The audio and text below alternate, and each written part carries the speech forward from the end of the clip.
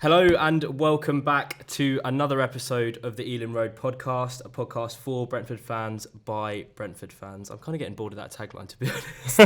I might take it out. That sounds a bit patronising, doesn't it? Yeah, what do we think, Bees fans? Do I take out the tagline in the intro? We very much hope you enjoyed the episode last week with Natalie Sawyer. Hopefully we can welcome Natalie back to the podcast in the future for more discussion around specific games as opposed to what we did last week. And Natalie's also said that she might be able to help us out with some very exciting guests on in the future, getting some guests on in the future. So do stay tuned across our socials for special episodes. Anyway, on with today's episode. Joining me today in person is Clayton. Clayton, just the two of us again. How are you doing, mate? Yeah, I'm good. Thank you. Yourself? Yeah, not too bad. We're also trialling a video input so that we can potentially upload this to YouTube at some point. But this is just a trial one. So if this does go up on YouTube, forgive us if the quality isn't great. There is a ladder in the background over there. But anyway. Working with what we got. Yeah, we're working with what we got. Next time with a bit more preparation, we'll be all good. But yeah, so to start things off, we'll talk a little bit about the Southampton game, take some questions from the GPG, try a new segment that I'd been thinking about for the last few days, and also look ahead to Arsenal. So, Clayton, we'll start with Southampton. Bloody brilliant again from the Bees. What was your thoughts on the game? Well, I was just saying before we started recording, I mean, what's today? Wednesday. I've kind of forgotten it. But I did enjoy it. I mean, we were just miles better than them, weren't we? Yeah. It's kind of simple as that. First half, I think we struggled a bit. I think maybe that thing again of kind of playing down to level, kind of having that intensity when you kind of play a team like Southampton, kind of at the bottom. I didn't realise that until I checked afterwards that they're bottom of the league. Shows how well we're doing this season. Like, I don't need to look down. Like, I don't check the bottom of the table. Might sound like a bit of a prick, but it's true. I just haven't. This time last season, we're constantly checking 5-point gap. Especially this time last season. Exactly. Right in there. So yeah, no, I think but I think the pitch played a bit into it as well, which you couldn't really seem to string like 4 or 5 passes together in the first half. Like, everyone was just a bit lackadaisical, just kind of slow on the ball. But we got there eventually. 100%. You did want to talk a little bit about the pitch. It does look dreadful, doesn't it? I was watching London Irish play. I can't remember who it was. I knew they were playing. I wasn't watching the game, but God no. But no, it does look bloody awful out there. I don't know if did we talk about it on the last pod when we were talking about the days where the pitch had to get ripped out. We did mention it, but it just seems to get worse every time now. I don't think it's any coincidence that the club put out like for a new chief of the ground staff like the day after Moyes complained about it, and it was definitely the worst it's ever been on Saturday. You could see it from the West Stand, and also on the TVs they have in the stand where obviously you can see like a live feed sometimes. You could see you couldn't see it to like the naked eye, but on the feed from high up you could see like it was all brown in the middle of the pitch as well. Like, every time the ball went on like the halfway line, it was like bobbling up. Like, there was a couple of times like almost jumped over someone's foot. It's like you can't have that in the Premier League. It was really when we weren't winning, it was still 0-0. It was really, really doing my nuts, and I stopped caring after we started winning. But the bit just in front of the West Stand, especially kind of the last 5 yards, it's basically where the try-out zone is for the rugby, because you can see the lines, and that's where the rugby players, the subs, warm up. They do all their drills and tackling and they run up and down behind the rugby posts. So like where Ray is standing is just like completely battered from rugby players. So yeah, it's worrying because I think with a bobbly pitch like that, some of the more technical players in the team, someone like Jensen, who likes to sort of, when the first pass is on, when he can just hit it first time over the top, which he does quite a lot. It might just fuck him over in the future if it bobbles up. But we can't talk about the game without talking about that pass from Josh Da Silva, which led to the second goal. I actually have no idea how he's made that pass. Like, it's inch perfect. He doesn't lift his leg up. How did he even see him? Like, because there was like a collective groan in this ground when he played that pass, because Mbeumo was on his right, and that was just the obvious ball. He's kind of progress it forward to Mbeumo and cross it back in. He somehow, in his peripheral vision, just sees, who was it? Was it Rick Henry? Wissa. Oh, it was Wissa, yeah. And of course, then Mbeumo ends up scoring at the end of the move. It was like a great move. I don't know how, like, it doesn't make sense to me. Like, normally when you think of a player playing a pass with the outside of the boot, like De Bruyne or Modric would normally do, the ball's in front of them. Somehow he's kind of managed to dig it out from behind him. It's unbelievable. Yeah, that's the De Silva we know and we love. And he's finally...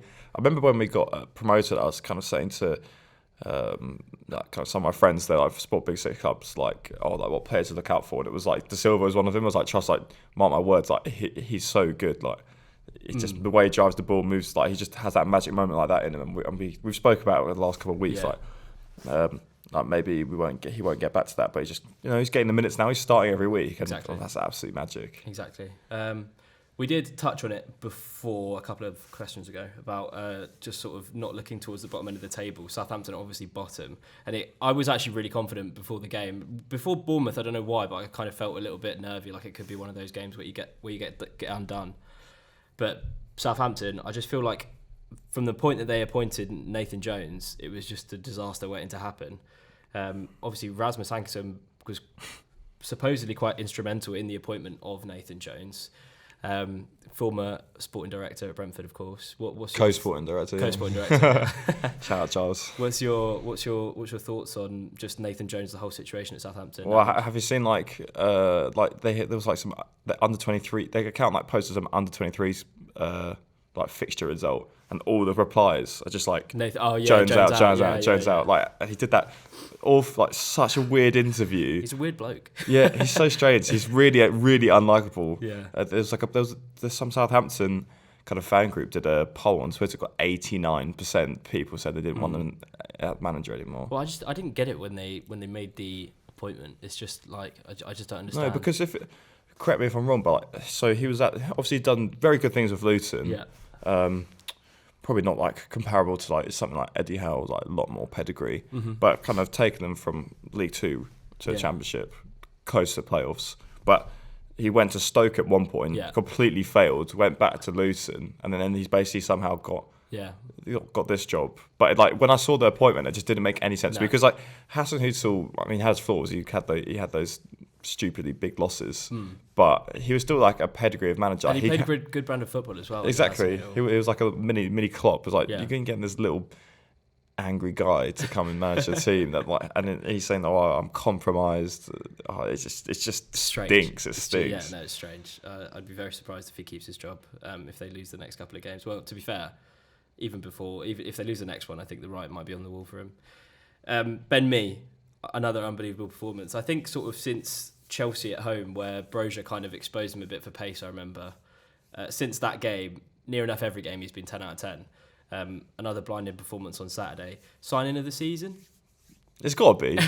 It's got to be. Yeah, he had a bit of a slow one at Leeds, didn't he? But, I mean... Everyone had a slow one at Leeds. Who cares? Yeah, exactly. He was mustard again. Like, wins that header for the goal, knocks out two players, knocks out himself. Absolute bullet header as straight back as the pitch. A great ball in as well. Unbelievable. It was on Mbeumo's weak foot. One of the best games I've seen Mbeumo play in a Brentford shirt for a while. Yeah. Very, very, very good. Yeah. Steve Holland was in the crowd for the game on Saturday. Lots of noise around Rico Henry. Also saw on Twitter there's some speculation that he might have been there to watch De Silva or Ben Mee, which I kind of think probably wasn't the case because I don't think... Well, I think De Silva could be good enough in the future, but he's got to start playing the way that he was in the Championship consistently because against Leeds he had a stinker. No, De Silva for me, as much as I've just gassed him up, he's nowhere near. And I've seen people speak about Ben Mee as well. And probably, I mean, if you're picking purely on form, but I mean, we know what Southgate's like. He's not, and what's the point? He's like a 30, like the next tournament, he's not going to play, so you're not going to pick him. Exactly. So for me, it can only be Rico Henry. And Tony. It's not going to be Tony. Yeah, it's not going to be Tony, yeah. And then on the Southampton side, they're probably watching Ward-Prowse. That's it. Mm-hmm. And it's kind of getting to the point now where I'm looking at the way Rico Henry performs every week, and you're just thinking, what more does he have to do to get a call up? I don't know. I don't know how he's not had more interest in... I know when... I think it was maybe the season we lost to Fulham or the season before that we had a few bids, like I think Aston Villa and Everton. I think we had a few bids for like 15 million we never took up. But I'm so surprised, like no one's. Do you think it's his height or something? But he, like, as someone that watches him week in week out, like he's so good. I've never seen a player beat him for pace. Mo Salah.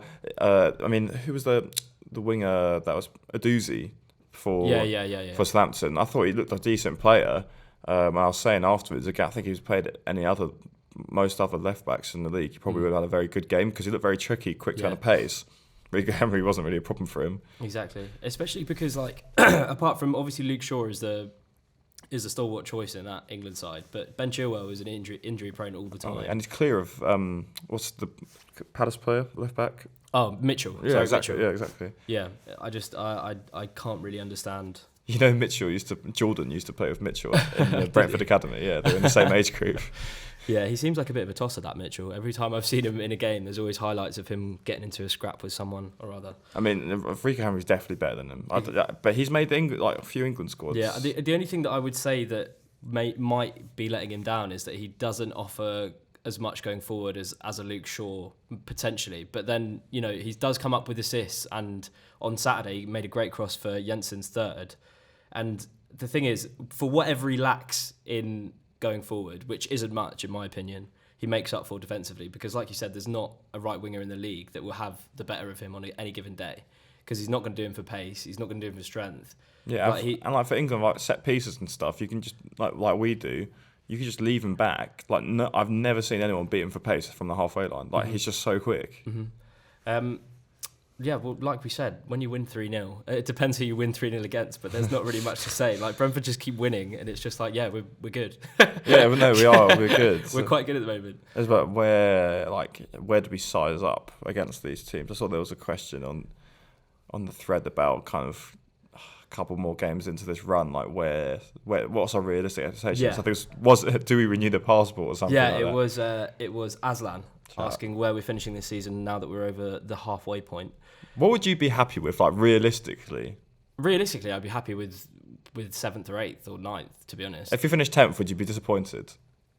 I mean, no, not. I don't think I would be. No, not really. It would just be our highest finish. Yeah, exactly. It would be an improvement on last season, and we've shown in this season that we can mix it with the top 6.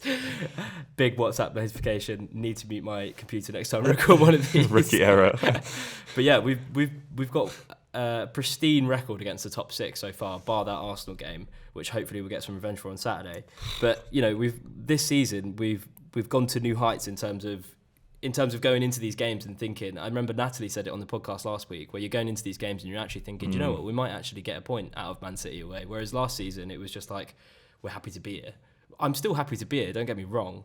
But now it's okay, well, there's a foundation, we're building on it. And if next season we make a few more signings, we keep hold of our good players, which I'm not sure we'll do. Yeah. But, it's Brentford. We trust in the process, in my opinion. I think for me it's the same. 10th would... I'll take 10th. I don't know if I'll take it now. Because there's that Tony ban looming as well, exactly, which we kind of just just blissfully just forget about. We've had our meltdowns on the podcast before. Then he came back. I don't know. I don't know what to think. It's just strange. I guess I think everyone in the fan base is kind of ignoring it. Hopefully his lawyer's doing his work. Yeah, hopefully. Hopefully he's got the Man City lawyers. I think they might be a bit busy. We'll go into the questions from the GPG then. Tom Reynolds asked, is Klaus Norgard a genius, the new assistant manager that we brought in a few weeks back to replace Brian Reamer? It could well be, because I've seen a few threads on Twitter which were making some very good points, basically since he came in and Reamer took it was an Anderlecht job. Yeah, Anderlecht. Will went on the Anderlecht podcast. Yeah, I saw that. Yeah. Oh dear. Since he left, we basically figured out how to defend set pieces, which we haven't been able to do since we joined the Premier League, and that's probably got us at so many points since. And we kind of just looked better in certain areas since. So yeah, he could well be. He's kept pretty low profile, but I think for assistant managers, they can do it has to be kind of a long term, someone like Brian Reamer we almost kind of got to know because he'd been at the club for so long. Exactly. Yeah. When Frank was one of the assistant coaches, I didn't really know much about him when he first got. I don't think I even knew that he got to. I guess maybe that's just my ignorance, but I mean it's a good while ago. That when he got promoted into as assistant manager, did he do a year as a first team coach with before? Was it Brondby? Was it? Yeah, I think. But yeah, then he quit because the owner was talking about him on a fan forum on a burner account. Yeah, it's a good story. Thank you for doing that, Mr. Owner of Bombay. 100%. But yeah, it's funny though because it did feel like you knew more about Brian Reamer than we do about assistant managers in general. But yeah, no, maybe he is a genius. I tend to agree with. Has he done like any like interviews with the club or anything? No, I don't think he has. I haven't seen any posted by maybe the club. maybe we should get him on the podcast. Yeah, well, we've got some contacts now, so hopefully we can. Both Norgard squared. Yeah, we actually could do that. That would be a great pod. Get Will to pull some strings. Aslan has also asked about left-footed centre-back pairings and if Pontus gets back into the team if we went to a back three on Saturday. What do you reckon? No. No. Who? Aya. Instead, Aya. Well, yeah. I mean, Aya, I think I was surprised that when we went to back four, we got dropped, but I thought it kind of meant that Frank was definitely paying attention to form. And like has been a bit shaky. It's just not completely match fit on his way back in. Rust. I think I mentioned it last week about Pinnock playing on the right side of a two. It does look a bit awkward. Yeah. But it works. He's still absolute Rolls Royce, so it doesn't really matter. Exactly. But no, as a football purist, it does. I do just like a looks right weird. foot and a left foot. Yeah. Because he's not like he doesn't have the most expansive passing range. Yeah. On a rugby pitch, it makes it worse. But it didn't. I mean, clean sheet. It wasn't too detrimental, was it? So. Did you see that who scored rating of like the top centre backs in the Premier League so far this season? Was he up there? Ethan Pinnock and Ben Mee were in the top three. Ethan Pinnock's story is just crazy, isn't it? And he kind of, because of how good Ben Mee's been this season, he's not kind of got the credit that definitely. he deserves. But I could say that for every player. Because he's the other side of 30 as well, isn't he? Yeah. I'm not sure if he's quite 30 yet, but he's definitely... Have a look before I get slated again. But yeah, no, it's the same for a lot of people in the team. They don't quite get the credit that they deserve because there's been like standout performance this team in this season, like Tony and Ben Mee and Jensen. Whereas I think everyone's had one of their best seasons to date. Ethan Pinnock is 29. I mean, round it up, he's 30. Okay, I wasn't too far off. Yeah, but again, see, we're learning from our mistakes here. Exactly. I didn't make a false claim there. Well, I did, but we corrected it. Yeah, we need to check. He's still getting there though. Yeah, 100%. But he's got a good few years left in him. Yeah, I would say so. We don't need to, and he never gets really injured that much. I remember last season he got injured for a little bit, but it's never been like a sustained period. Like Janssen's been sort of in and out from the championship days up until the Premier League days. He got that one injury, didn't he? Where he played against Burnley. He was injured and he was awful. Yeah, bless him. Do you think we'll sign a centre back in the summer? I think we kind of have to, given the age profile of a few of our centre backs. Well, I mean, it depends. It depends if Janssen's off. The way things are going, I would assume that he'd be wanting to play first team football all the time. Yeah, and he's going to go back to Malmo at some point. We know that. Frank said in an interview he'd love to have him back next season. But I mean, like, we don't miss him. Like, well, I miss him as a character and I love him, but we don't miss him on the pitch. Yeah. I think you said it the other day. Like, the leadership has like developed elsewhere. And, like, even Jensen, he's quite a leader on the pitch now. Tony, Norgard, Raya. But if you look at kind of the age profile, obviously Ben Mee's having a blind. He'll hopefully take that into next season. You've got Pinnock, you've got Aya, but kind of behind that, if Pontus leaves, I mean, Charlie Good's Mads Beck. So you're probably looking. Well, I'm not missing anyone, am I? No.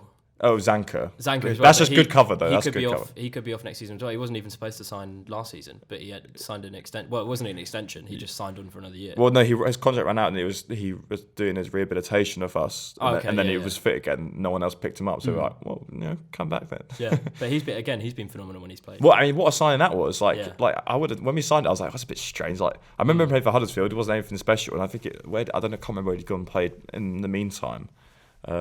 But he's always been good when he's come and stepped in. He's definitely better than Sorensen and Charlie Good. Definitely better than them. But yeah, I think I'd like to see a centre back in the summer. Yeah. Someone a younger age profile. But I'm sure there's been those players we've been chasing for a while. We don't see Pontus getting back into the team if it's a back three. No, I don't think so. I think Aya. I think Aya. Because I think even Zanka's fit at the moment, isn't he? Yeah. He'd start over him as well. We didn't actually say where we think we'd finish from the last Where question. do we think we'd finish? Where do I think we'd finish? I think we'll finish 8th. Do you think the top 4 stays as it is? Do you think Newcastle get top 4? I don't see why they don't. No, I don't think they drop out for any reason. They've looked pretty solid all season. So then who's you got? I don't think Liverpool will get back the form that they were. Do you think Chelsea will? I don't know. The thing is they've made all these signings. They can't not to. In a way. Exactly. I feel like obviously they're going to give Potter time, and that's the right thing to do. But if they get to the end of the season and they don't finish in any sort of European spot, like that's pretty bad, given how that squad's worth a billion pounds. Well, Chelsea spent more than every other league combined in one window. Yeah, absolutely. I think if you look at the table and you presume that top 4 doesn't change, then you've got Tottenham. You're kind of nailing on to get 5th. I think it's so interesting this season because you have that Chelsea and Liverpool down there, and it's like, okay, maybe Chelsea resurrect and finish 6th, but you've got kind of us, Brighton. Like Liverpool are like fully washed. Yeah. So like I wouldn't be surprised if we finished above them. Yeah. I wouldn't be. I'm more worried about Brighton. It's us. It's Brighton. I think Brighton are a better team than us. I think we're better than Fulham. I think they rely on Mitrovic and Leno. Yeah. Basically, Mitrovic will either score a winner, or they're still a good team. Don't get me wrong, but so are we. We're more rounded team. Although their midfield is pretty mustard, to be fair. Yeah. Which pains me to say it. My hatred for Fulham is not as much as QPR, so it's a bit easier to say. If it was QPR, I'd be completely biased. Not that I don't. That'd be a good reverse fixture when we play them at our place. And the Brighton, I'm away on holiday, unfortunately, because it's on the Easter. But that would be a big one. But that home game on the 4th. I'm not sure I don't see there's anything wrong with it. Apparently they're trying to organise a TIFO display in the West Stand for the Fulham at home game. What do you think about that? A TIFO? What, as in like the athletic thing? No. What do you mean? Like a display. Oh. So apparently they had something in place. I know a few people that were trying. I don't know. Because Frank's quite keen on it. So they have a small engagement board. I think you know a few people that have gone to it. Yeah. Where he was kind of campaigning for more so basically, ultras. apparently they'd agreed to have paper, not thin bits of paper. Yeah. And then you have basically one on each seat that just makes some sort of sign in the West Stand. They did it for the Ukraine game. Yeah. But apparently it's sustainability is the issue. But do you think that's good? I think it'd be something nice to have. If it's done in the right way and it doesn't look like you're putting clappers on people's seats. I think it'd be cool. I don't know. I've kind of got a problem with the weird kind of European ultras movement. I just don't think it belongs in the English game. I don't know why. I think the Palace ultras, I think they're fucking ridiculous. Yeah, but they're a bit cringe. Yeah, exactly. But this is not like a core group of fans. This would just be like a display to show the team. Yeah. I think it'd be cool because it's something. And another thing I love about Frank. As much bum licking as we did with Natalie, including herself, which she admitted herself. She gave us some good insight there. It was a great interview. Really enjoyed that. No, he's really, from what I've heard, Frank's really keen. He's personally at these meetings with fans, kind of our age, a few mutual friends, where he's trying to get people to kind of just understand what the fan base is like, because basically was saying he's used to, him and a lot of the players that have played in Europe are used to these big fan displays and constant noise. I think he's kind of understood that's kind of not the same in the English game, like you said. Yeah. But this is not we're not putting a drum in the back of the West End. God forbid. No. I don't think Matthew Benham would allow that. I'm pretty sure I've heard him say in an interview before that he can't stand drums. Or was that goal music? It might be goal music. I'd like to know what people think, what they think of that, but not for every game, like Fulham, a Fulham at home. Yeah. It's not far away now. Yeah, exactly. It's 3 weeks. I guess you wouldn't really know until you saw it, but I mean, if that's what he wants, then give him what he wants, I guess. Give him everything. Exactly. Dynamite asked for an evaluation of the transfer window and specifically about whether it was an unambitious move to only sign one player during the window. He to be fair, he worded it as, was it ambitious or unambitious? But I just don't think it's either, to be honest. I think we signed a player for a position where we know we're going to probably lose our main striker, and we didn't really need to sign anyone else. No. because for once, and I think that's what separates it from last season when we went on that awful run and we didn't have any backup in any positions. That's where the downfall everyone was fuming, and it was like basically we just signed Eriksen and waited till everyone came back from injury and we were fine. Yeah. Whereas this season we've had basically a fully fit squad the whole season and we're in 7th. So exactly. I don't think it's a lack of ambition. When's the last time we made bumper signings? Oh, that's the biggest signing we've ever made in January. Yeah, exactly. Obviously it's a loan, but it's basically Options like 25 buy, mil ish. Yeah. What have you thought of him from the minutes you've seen? It looks lively. I just don't think until you see him really start a game, I don't think you can form a solid impression, because he kind of seems like one of those players where if he comes on for the last 10, obviously he might do something good, but he's not like a whisser in the way that he can come on for the last 10 and win you the game. Yeah, but he's not going to. We're out of all cups now, so he's not going to get a chance to start. Yeah. But basically, unless Tony gets injured, rested, or dropped. Rested. I mean, they might get arrested or banned. So yeah. But he reminds me of. I've said it before. He reminds me of Ollie Watkins. Yeah. Similar build. Yeah. They're definitely signed. I don't know if you noticed it in the game on Saturday. The last 10 minutes, basically, when we'd won the game after we scored the third goal, Tony played on left wing. They put Charlotte up front. Tony was still on the pitch. Oh. Yeah, because and it must just to try it.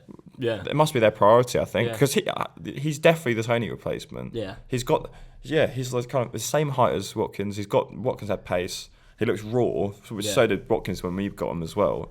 Obviously, it's a bit of a difference. Got Freiburg versus Exeter City, but I mean, we're going places now, haven't we? I think he's kind of a raw winger, good player. Definitely, absolutely rapid. I think they'll try transitioning into a striker. Yeah, well, I wouldn't if the ban happens with Tony, it would be hopefully in a couple of months' time. Well, to be fair, how does it work? Like, if it gets banned in April, does it apply? Does it run into the next season? I would assume so, because it's like a ban from football. It's not a ban. It's like it must be weeks you have if you get like a 28-week ban, it must be like 28 weeks of football in the whole season. I'd assume so. The only other area where I think we may have done well to sign someone would be at left back, just because of how pivotal Henry's been, and we don't have a naturally left-footed sided player. Hickey. No. Oh yeah, because he's playing on the. Oh yeah, because he's left-footed and he plays. Right. You just forget it because he's so good on his right foot. Yeah, no. Okay. He basically is two-footed. Yeah, but that would mean playing Madzaroslev, but Madzaroslev has been fantastic. It's probably easier to find a right back than it is a left back. Yeah. But I would just just in terms of what we'd miss without Rico Henry, like we've waxed lyrical about him being so good this season. Well, yeah, I was thinking earlier when we were talking about losing the players, because it's only our second season. And we didn't kind of set the world on fire in the first. Like, you look at us and Brighton, we're very, very similar. So even down to the owners, in terms of them used to work with each other, all stats based and everything. But they seem to, obviously they've been in the Premier League a good 3, 4, 5 seasons longer than us. But they seem to be at the pinnacle of kind of Moneyball and selling these players we've got a very good record, but if you put it in the context of Brighton, it's absolutely dwarfed. Cucurella, all these can say the side for a mil. I think it was 2.5. They're going to get 60, 70 probably in the summer from someone. More than that, the Arsenal bid 70 million, didn't they? So yeah, they're going to get something. Yeah, they're going to get. It's so when is that going to start happening to us? When are those players, our players like that, going to start getting? Because it's going to happen eventually, isn't it? I would have started by saying it would be Tony, but because of this ban, it won't. It might not happen for a while. But it just depends on how it evolves with every transfer window. If we keep bringing in these diamonds, who we're finding. But to be fair, there was a run where we found Benrahma, Morpay, Watkins, all within the same sort of time period, and then sold them on for. In the Championship, we kind of had ebbs and flows, didn't we? Because you'd build up a really cohesive squad, and then it'd get picked apart a bit in the summer and picked apart a bit. Yeah. But then you'd kind of have the signings from maybe a window or two before. You could see, in hindsight, you can see what they were doing the whole time, and it worked on the most part. But kind of the last 2 seasons we're in the Championship, we kind of built not a super team, but I was funny enough this morning I was watching Thomas Franks. What's it called? When they do break down the game. Oh, the masterclass. But I didn't realise he'd done one for the playoff final as well. It just popped up on my recommended. I thought there was only one for the Arsenal game. Yeah, no, it was from 8 months ago, but I never watched it. And it was really, he was going through the starting lineup. I was like, Christ, that's a bloody good team. Yeah, I know. Yeah. For the team we had, when I thought it was when he said, "Oh yeah, we've got Tony and Mbeumo out front." I was like, "Yeah, those two like rip it up in the Prem." They did it at Man City. No wonder. Jensen, De Silva would have been in the squad. Yeah, Rico Henry, Pontus Janssen. No, De Silva he was injured, wasn't he? Oh but, yeah. He still had no hip. But I think it's like 8 of the starting 11. And like Roslev got that assist. Yeah, I know. Like the team was ridiculously good. Anyway, back to my point, if I can get back to it, was like we basically in those last 2 seasons, I think maybe the strategy kind of changed to like, oh, let's keep the team as strong as possible. Like if we get offers in for these players, which I'm sure they did. Kind of Ben Rama was the last one of those big players to go, and because he wanted to. Yeah. They kind of like sold it onto the other players. They're like, we'll stay. This is a push. Like we're in the place to get it, which they probably were looking to do for ages. Do you think that like still stays in place now because like we don't need the money because we're in the Premier League? Like there's so much like all the TV money. So like we'd only sell if the player wants, like say like Raya. Like I think Raya could go because did you see Lloris is out for like 8 weeks or something, 6 weeks. So I reckon that could be the end of him at Spurs. Well, so, I still think the mantra is if everyone has a price, and if the price is met, then we'll sell. But like with the way that the players are performing, you're looking at our top performing players, the price just keeps going up. Like before the ban, how much do you think Tony goes for in today's market? Like 60 mil? 60 at least. Because he's English as well. Because he's English as well, exactly. So I don't know. I think he would have just gone back to Newcastle for like 60 mil. Yeah, because that would be such a good signing for him. Mm-hmm. But like they've definitely got a way. They'll definitely have a way of valuing players based on their performance in the season. They're all statisticians, so they're going to be able to see how the price would fluctuate in the market with regards to how they're playing. Do you know what I mean? Yeah, okay. But if you take Tony away from it, like really in the summer, like who like Raya's one. Okay, but how much do you think he's worth to Spurs? What I think. He's got a year left on his contract. Yeah, 25-30. I think you get 20 maybe. Yeah, he's only got a year left on his contract, so 20. We take that though. Yeah, exactly. He'll be so hard to replace. Well, we've got Strakosha on the bench, and he was playing at Lazio last season. Yeah, but I think he's Popperdom isn't he? Yeah, well, he's really not impressed. We were speaking about it in the pub on Saturday, and it's just like that. A lot of us went to the Colchester game, and it's like this. It was like kind of laughing, like, oh, this guy played in like Lazio Roma Derby. It's like, and now he's at Colchester. He was at the Job Centre Community Stadium, and he just didn't look very comfortable, and like and then obviously I wasn't at the West Ham game, but we've all seen the clip where he So and then like Fabrizio's been saying, oh, he wants to leave, he wants to go back, but he's been injured. So I don't know. That some of that doesn't sit too well with me. I think, and his distribution looks like nothing like as good as Ray is. But I don't think you'll ever find someone. Exactly. I was just going to say, I don't think anyone's distribution in the league, bar like Edison. So we're going to get worse in that sense. But then who else? Like Rico Henry. Rico Henry, I would say. I don't know why Norgard doesn't attract more attention. That's fine with me. Yeah, exactly. Norgard's absolutely brilliant. Like. And he's been consistently brilliant since he signed for us. Didn't Napoli bid for like 30 million for like Mbeumo in the summer? Yeah, I saw that. I did see that. Wasn't there like rumours earlier in the season that he was going to be off in January? Yeah. Mbeumo, I don't know if it was Napoli or it might have been a League team. But I'm sure like his like raw statistics, like especially with his XG and like space assists, is like really good. Like probably pops up like top of scouting list in terms of statistics at the time. I think like Weiss probably not, but then we've spoken about it. Like, you look at the bench; it's like that is just ready for them all just to come in. But there will be, because we're only in the Prem at the moment, and we're playing like you don't play as many games as the Championship. There's just and we're out of all the cup competitions. There's a lot less time for players like we signed KLP and Damsgaard in the summer. They've started like one game each. I know. It's nuts. It's like you can't really say you can't really have any qualms with it, because it's like, well, why don't change it? We're winning. It doesn't matter. But it's like I feel sorry for them in a way, because it's like every time I know there are people that don't really rate KLP when he's played, but I think he's been brilliant when he's played. I think he'll be good. Yeah, no, definitely. But it's like, how long does it take? And like, how much of I think they probably something they come to in the summer as a recruitment team is like, do we loan someone? We loan them out to get them like at least 6 months of football and then bring them back or something like that? Or do you keep them in the club so they learn the system more? Like, what do you do? It'll be interesting to see. That'll be like our next test.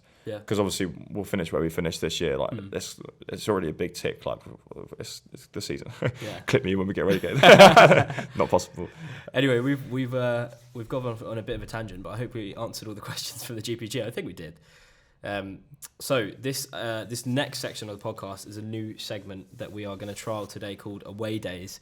And essentially what I'm going to do is name a notable away fixture in the last 5 to 10 years. And it will be your job and whoever else comes on the podcast and the listener at home to name the result that day and the goal scorers from that day as well. Then we'll have a little bit of a chat about the game. There'll be at least one of us that's gone to the game from the four of us that normally do it. And we might get some funny stories from that day. Definitely have some from this game. So today's game will be Millwall away in the 14-15 season. And I'll give you and the listeners a few seconds to answer if you know the answer. Results and scorers from the day. I'll admit it here, while giving a bit more time to think, that Michael gave me a heads up before and I was already stumped then. Because you're going back, I mean, you're not going back that far, but I don't know how you could have. I just had a bit of a long day and, and also I think I was one of those ones where parents wouldn't let me go to Millwall for a while. So I think the first game I remember going to Millwall away was, not like that anything happens, you just go down the alley behind the ground. But I think the first game I remember, I don't think it was the one where Macondes made his, like, I don't know if it was his debut, but he was like taking free kicks and warming up by himself before the game, and we were all so excited. But that was like 2018 or 17 we signed him. I think it might have been a year before. Was that when Bjelland got a red card in the first minute? Yeah. Could have been that one. Did we lose? I think we lost 1-0. I think. No, you're right. You're right. Well, but it might have been 2-1. Yeah. So I'm stumped. Okay, well the score was 3-2 to Brentford that day. 3-2. Goal scorers were Andre Gray twice and a Danny Shitu own goal. That does ring a bell now. That does ring a bell. I can't believe you don't remember this game because it was one up there with like top 5 away days. It was brilliant. We went 2-0 up. Millwall brought it back to 2-2, and then 5 minutes after they scored their equaliser, we went down the other end, and I'm pretty sure Harley Dean like pushes Danny Shitu into his own net, and the ball goes in, and he goes in with the ball as well. No VAR. So yeah, if anyone got that at home, well done. So you were there? I was there, yeah, of course, mate. Of course I was there. Any particular memories? Any funny stories? Yeah, so they kept us. I don't know if they do this for every Millwall game. They do it quite often. They keep you in the ground after the game, but specifically for that day because it was just like one of those shithouse smash and grab results, especially because they brought it back to 2-2 after being 2-0 down. So there was a lot of back and forth between the stands. And I remember that we had a fairly packed out away end because obviously it was only Tuesday night. Millwall was not far for any Brentford fan that lives in London, which is probably 99.9%. So it was a packed away end, and there was just a lot of back and forth from the crowd. Now I know it wasn't there because it was a Tuesday night. I was 14. I was there. I had I think my uncle came with me. One of my uncle's mates. There was a big group of us going. It's the benefits of family going to Brentford. But I remember being stuck out in the cold and the wet because it was raining, and we were all just being kept in the in the alleyway. Yeah. I remember one of the ones. I remember being like little 17-year-old had a house party to go on the Saturday night. I was like 2 hours late because it came in the fucking thing. I was so annoyed. Andre Gray brace that day. Remember Andre Gray? Any thoughts on him as in his service to the club? Callum Maguire wore an Andre Gray shirt to 9-a-side on Monday night, and he was basically the opposite of Andre Gray. Andre Gray was like the first of just a long line of strikers. But then if you look back, he could barely kick a ball at some point. I know. I was going to say he is the least aesthetically pleasing footballer in the world. Like you look at someone like Harry Kane, who when he hits it, he strikes through it and it's just satisfying. The way Andre Gray hits a ball, it's like he doesn't bend his knee. It's like a straight leg. But he still scored. I think it was like 18 goals for us in that first season. The goal, the Middlesbrough one. Yeah. That he barely put it into it, but it was quite a hard angle to be fair. I remember my season ticket used to be in the Euro stand, and then it was right in front, and I remember I don't think a lot of players could have panicked then, but it was I just remember the way he kicked it just looked so odd to the ground. Yeah. Yeah. It was. He was one of those players though. Like I don't know how, but for some reason I knew that he was going to score in that moment. But you knew that he'd miss a sitter the next week. Yeah, but he had the dog in him, didn't he? Like he was so quick and like he just hustled those defenders. Like he'd get in enough positions that he'd eventually score. Mm-hmm. Do you remember that goal that he scored when the news broke about Warburton? It was Watford at home on a Tuesday night. I'm pretty sure we were down to 10 men. I want to say this is really testing my memory. Did we lose the game? No one's fact checking me on the GPG right now. We lost that game? No, I think it was 1-1, I think. And Andre Gray scored like one of the most amazing goals that I'd seen a striker score. He like beats two people and just keeps going, and then like smashes it into the top of the net on the right-hand side of the Ealing Road. Which we're going to get ripped to shreds on GPG. No, this could be like the complete wrong description. But, I will check afterwards. I remember a night game against Watford early on in the Championship was the season they went up, and they had like some of the players they had were like I was just like, oh my god, what is the Championship like? They had Vidra when he was like at the peak but they had I can't remember who it was, but they had a couple like tricky wingers, and they were just like obscenely good. Yeah. Compared to like. Well, I think the reverse fixture we lost 2-1 because I remember Vidra scored an amazing volley from just like outside. Vidra's like one of those Championship strikers that like too good for Championship. Yeah, but not good enough for the Prem. Yeah, it's like Pookie. Dwight Gale. Yeah, Dwight Gale as well. Yeah. I remember when he played for Newcastle. Anyway, we're going off on a tangent again. Fine. But yeah, no, good segment. What do you reckon? Yeah, no, I like that one. Yeah. Hopefully I know the next one. Yeah. Well, that's the idea. I'm pretty like all the notable ones. I'll go back through and just pick one. Maybe I'll flip it on you next week. Yeah, we could do that. Yeah, I'll be up for that. See if I can get you. Yeah, hopefully it's one of the games I just mentioned. We'll look last bit of the podcast. Look forward to Arsenal on Saturday. What can we expect from Saturday realistically? You said something good before when it was just like it's a win-win. Yeah, I said, what did I say? I said the upside is massive and the downside is not much. Yeah. The biggest downside is probably Gabriel running to the change room and tweeting about us again, fucking rent-free and just bull dead. Clip that one up. No, I don't. Yeah, I mean, I don't know. Like we seem to be top 6 killers this season, but the only team that played us off the park all season was Arsenal. They were mustard that game. I mean, it didn't help that it was like was it a Sunday or Saturday? It was I thought it was a Saturday 12:30. Yeah. So it was just like awful atmosphere. I think they scored pretty early on.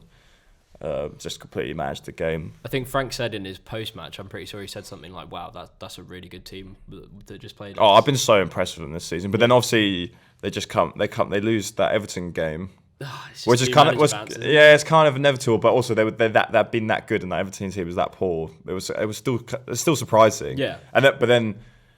Like obviously they need to bounce back and beat us, get the 3 points at home, but then City lost as well, so it's like it takes some of the edge out of it. I think we'll be compact, and I think we'll be on the counter. But I mean he's a great manager. Like he'll know our team in and out, so he'll have some sort of plans for it. So we'll need another Frank masterclass to get something out of that game. I mean, what do you think? I mean, it's like you said, if we win, massive upside. If we lose, not really that arsed. It's Arsenal, they're the best team in the league by far, I would say, at their best. Better than City. It would have to take another masterclass to win. But, I wouldn't put it past him. I'm not like going in thinking we're going to get absolutely destroyed. Oh, imagine how good that I feel. I know, yeah, exactly. Got Arsenal and City in one season, but the top 2 teams in the league. I know. But we're basically the best team. But I remember sort of thinking to myself last season, when we went to Arsenal, I was thinking, what, we could get a result here. We'd done them over with 2-0 in the first game. I remember that. But we were just shocking. Like that was just us playing badly. And when was that, like March? Yeah. But I think we were still playing a bit of a weaker team. I think you had maybe a certain Serge Canos sit right back still then. Hope he does well at Olympiacos. I don't know. Yeah, I think I'm not too confident, but I mean the City game kind of makes you believe, and at least at this time I don't have to get up at 5 a.m. to get in the car to go to Manchester. Yeah, I could just get the train into London. Great day out. I can't believe I'm missing it. It's so annoying. My cousin is getting engaged. So how selfish of him! I know. Really should have had a look at the fixture list before he decided on an engagement party. Who even has an engagement party? It needs to be a bit more like my girlfriend has the Brentford calendar in her phone. Oh, What a touch. Liv, if you're listening. Sorry, Liv. So yeah, realistically, what we're going for? I don't really see anything but a loss. But 2-0 loss, 2-0 but loss. Play well. Up them Chucky bees. Exactly. It'd be a great day out. Saturday 3 p.m. Apparently, the Emirates is like actually good now, Yeah, atmosphere-wise. So like, I mean, what's the worst that can happen? Do you remember last year when I think it was Niall made that guy cry? Were you there when in the away? Yeah. and then like the guy was getting so rattled, even though they were winning. Yeah, and then I was just like giving him abuse, and then I just see Ty from Arsenal Fan TV just walk out, and I was like, what the fuck is going on? It's like the weirdest experience ever. Yeah. Everyone had left in like the 70th minute. And we just stayed just to watch Niall just abuse this guy. There was a point. He was getting so upset. I remember he was literally on the verge of tears. But there was a point where I know everyone had left, and we just scored the first, and then I can't remember what it was. I think Janssen broke and Wissa had it in the middle, and it was kind of looking like we were getting towards a dangerous attack. And I thought we were going to have that moment that Spurs fans had when like half the ground had left and like jumping over the seats. I thought we were going to have that moment. Hopefully we get another one like that. I mean, if the we FOMO for you. No. At least you're at City. That would be better though. City. I said it to my girlfriend. I was like, if we imagine like we're in the car driving to Norwich. This is where the engagement party is, Norwich. Imagine we're in the car driving to Norwich and I hear a 96th minute Tony winner. That's gutting. I don't know what. Well, I missed Chelsea away last season. Yeah. I was just watching the goal notifications going, and I just wanted to cry. It was like 2-1, 3-1, 4-1. Oh no, it's so bad. Well, yeah, I think that'd be a good point to end on your tears. Hopefully, no tears on Saturday. Oh, I mean, we can lose 5-0. I won't cry. I'll just go back to the pub. Exactly. The Elam Road podcast will be back on next week. Well, at some point next week. I think we should try to start recording them on Mondays. But I know it's a bit more raw. Yeah, it's a bit more difficult. You know, all of us have got work commitments and stuff, and you know, we just kind of try to do a day when we all can. But you know, we can do it us too. So next week we will be back at some point in the week. Hopefully, we'll aim for a little bit earlier on. So yeah, I think that'll be it, and we will see you next week. Cheers. Nice one.